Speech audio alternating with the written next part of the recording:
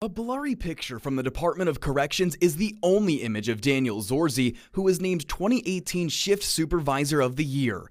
He worked here at Vermont's only female prison. That is, until the serious claims against him came to light.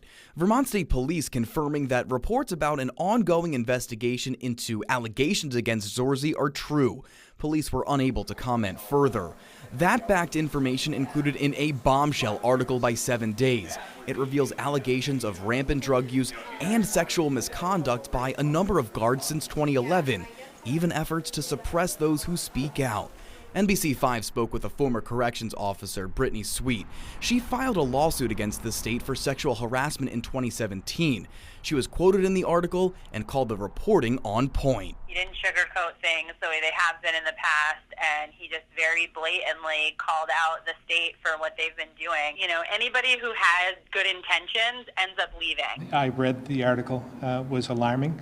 And eye-opening. Governor Scott facing a slew of questions about the allegations. He's calling on the new head of the Agency of Human Services to conduct an internal investigation.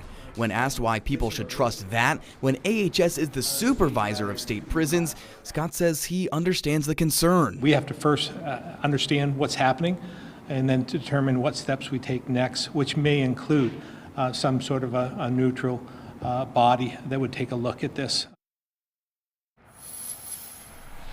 Now, Governor Scott is hoping that probe will be finished within the next few weeks. He also, when asked if he still has confidence in the head of the Department of Corrections, did not say. We're live tonight in South Burlington. Tom Garris, NBC5 News.